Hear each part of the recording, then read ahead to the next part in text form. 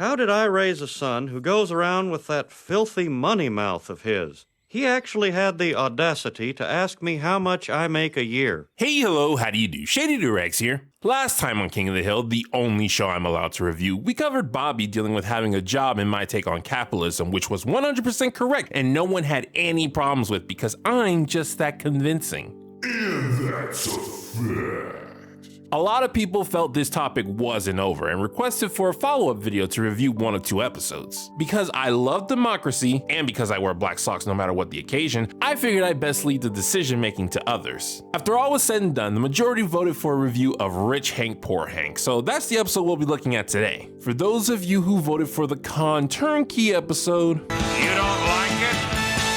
Tough. the episode starts with Hank and Bobby shopping to get Bobby a new wallet. Bobby, of course, wants the fanciest, most expensive wallet he can find. That'll be $135. Dad, pay the man. It's just like me at dinner. Filet mignon and expensive champagne are crucial to my diet when someone else is paying. Hank finds himself confused by Bobby's choice. Now, why would you pick that overpriced thing when there's a sturdy, reasonably priced $15 one right in front of you? This one's pretty snazzy, and it looks like it can hold a ton of money. Ah, see, there's your problem right there. Bobby thinks wallets are for cash. They're not. Wallets hold a bunch of necessities that people carry around on a day-to-day basis, including cash. What Bobby needs to understand is that even if he has a lot of money, it more than likely won't be in cash form. Thus, buying a big wallet would be a waste. At least, that's what I think. Hank, however, sees a different problem to what Bobby is saying. Why would you go waving your money around in public? 'Cause it's cool. How much money do you make a year anyway?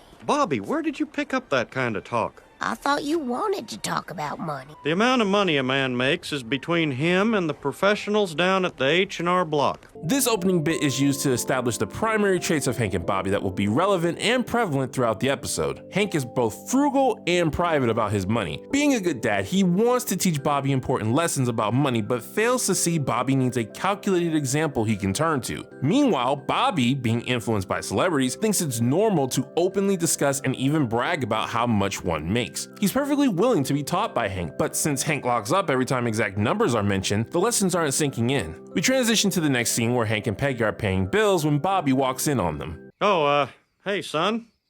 You guys were talking about money, weren't you? No. You were paying bills. No, we weren't. We were making out.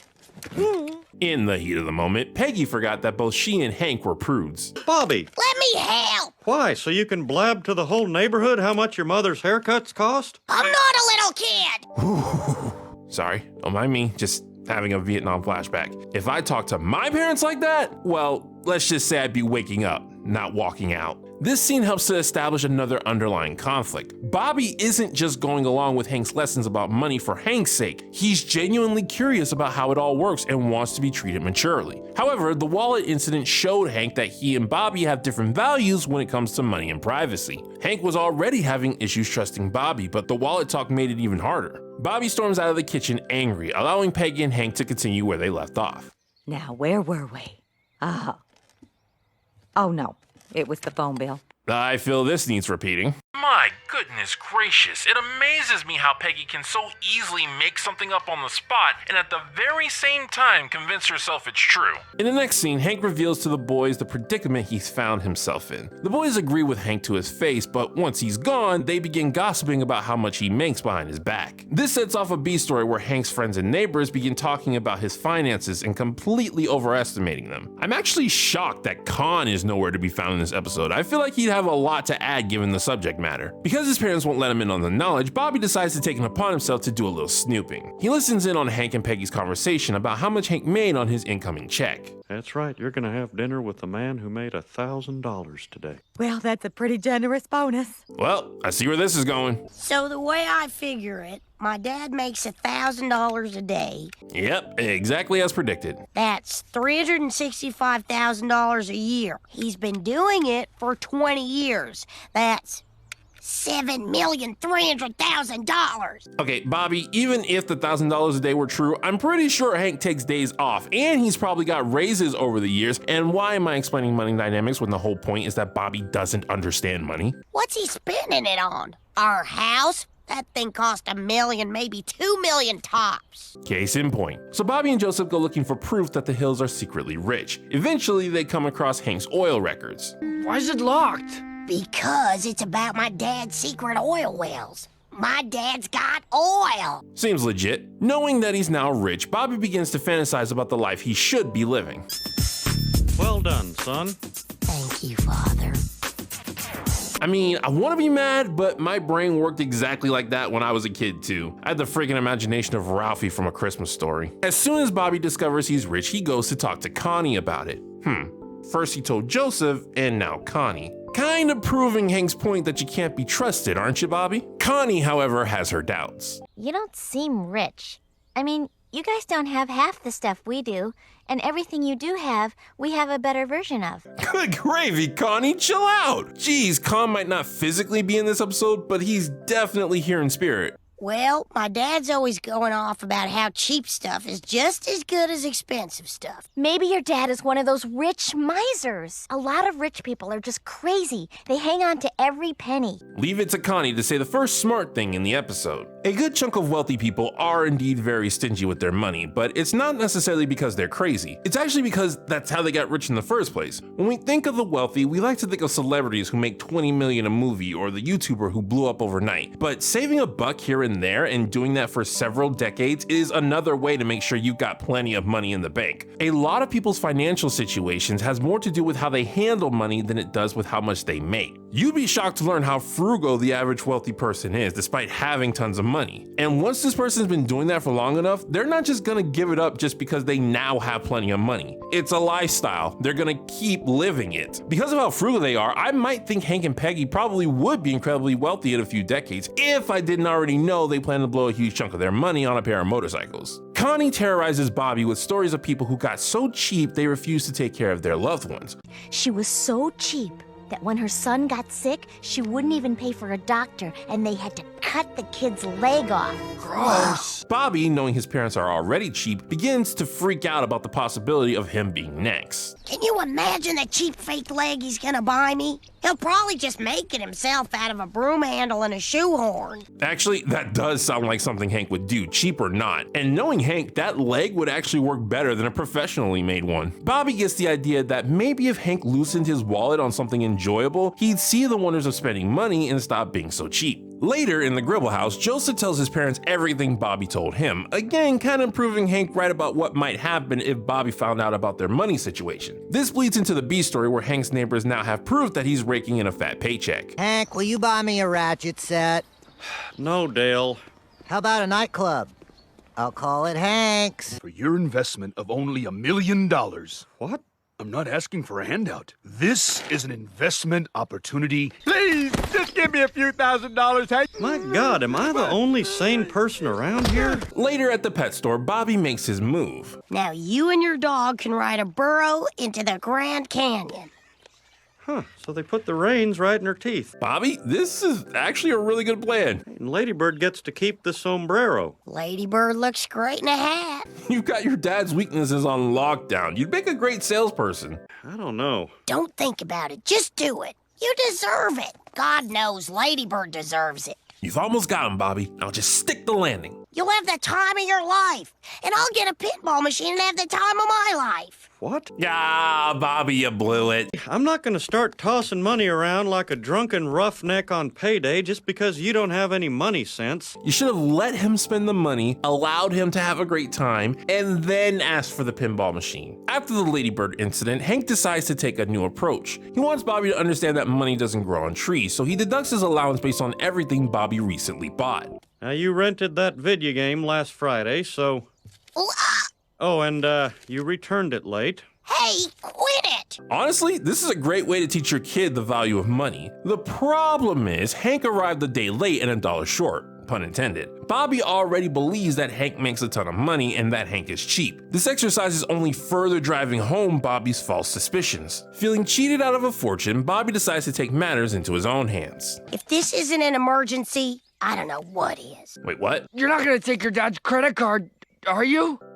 Oh, poopy. Relax. Whatever we spend, it's just a drop in the bucket to him. Yeah, I just did a controversial topic in the last King of the Hill video. Don't get me wrong, I ain't afraid of no controversy, but I'd like a breather in between them. Besides, he won't even notice this one is gone. Fine, whatever. Up until this point, I haven't seen neither Bobby nor Hank as a bad person in this episode. Both are coming from a good place, and both are making honest mistakes to how they're approaching the situation. However, this act right here, Bobby taking Hank's credit card, that is Bobby doing something unjustifiably wrong. Watching this part of the episode legitimately angers me because I can't see it as anything other than an act of selfishness. Please explain to us why. Absolutely. You see, the episode acts like the problem here is Bobby thinking Hank is rich. It makes it a point to show Bobby justifying his actions using the logic that Hank is so rich he won't even notice the credit card being spent. The problem is that stealing isn't wrong because the owner needs whatever you're taking. Stealing is wrong because it's not yours to take, regardless whether or not the person you're stealing from is rich. This moment proves Bobby is willing to steal from rich people. That is a much bigger issue than his misunderstanding of money. And the thing is, I wouldn't make such a big deal out of this, but once again, King of the Hill mentions a topic that's extremely relevant over a decade later. Do you know how many people today think it's okay to steal just because the victim has a ton of money or even has something as simple as insurance? The answer is 2. Many. Anyway, Bobby goes on a shopping spree with Joseph and Connie. Of course, with so much irregular spending going on, Hank's credit card company contacts him. That was fun to say. Hank rushes to catch the criminal stealing from him and... Shut up! Bobby? Dad, My boy stole my credit card. why are you so mad? Can't you just pump a little extra propane? Eh? Bobby? Be thankful Hank is not black. I'm sorry I borrowed Stole. the credit card, but you just would have said no, and we both know you're loaded. So let's just say we were both wrong. You see, this is what I'm talking about. The episode keeps bringing this up as if it's some kind of defense. It's not. Stealing from people is not okay just because they're rich. I heard you talking about how you make $1,000 a day. You mean my bonus? My once-a-year bonus? But what about your oil records? You mean my oil change records? Finally, Hank has reached the end of his rope. He figures he has no choice but to show Bobby actual numbers to get him to understand money. So this is it? But with responsible budgeting, we do fine. That's our entertainment budget? But I spend that much on CDs every month. And my respect for Hank and Peggy just went up massively. It's heartwarming to see that they're prioritizing their kids' entertainment over their own. After paying off some of what Bobby bought with his own money, the only thing left to get rid of for Hank is a jet ski. He plans on selling it, and his punishment for Bobby will be that he has to work off the difference. With everything that's happened, Bobby finally begins to understand the value of $1. He puts his all into completing his punishment and earning the money he spent. Hey, it looks hot up there. Why don't you come down and take a break? Breaks are for guys on disability. Meanwhile, the B story wraps up by returning to the status quo. Seeing Hank having to pay off a bunch of stuff, everyone believes that he wasted his fortune by overspending on the internet. We get to the final scene with Hank and Bobby at the lake attempting to sell the jet ski. Brand new jet ski for sale. Got all the features and really spiffy paint job there. I think the episode forgot that Hank is a salesman. Another father and son want to purchase the jet ski that Hank and Bobby are selling. The customers force Hank to test drive the thing, allowing Hank to have a bit of fun with his new purchase, just like Bobby planned for him to do earlier. As the test run ends, Hank notices the difference in Bobby's attitude and the customers, being able to finally see that his son is not as spoiled as he believed. Bobby is leagues different from the actual spoiled rich kid standing right in front of him. Hank decides not to sell the jet ski, and the episode ends with one last talk about money between him and his son. I figure the depreciation's the same on it whether we keep it for a day or a year. We can carry it on the credit card for a little while, and then if we sell it within a year, it'll be the same Blue Book value.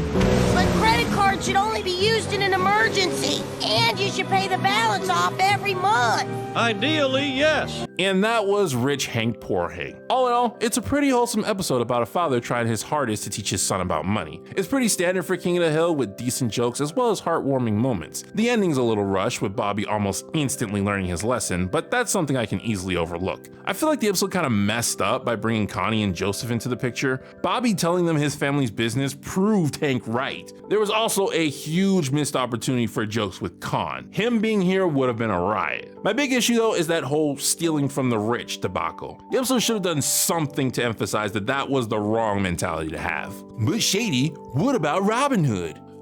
Do I really need to explain the difference between the complexities of a corrupt authoritarian government figure overtaxing its citizens and simply taking from someone wealthier than you? Because I ain't gonna. This has been Shady Doorags. So long. Farewell. Auf Wiedersehen. Goodbye.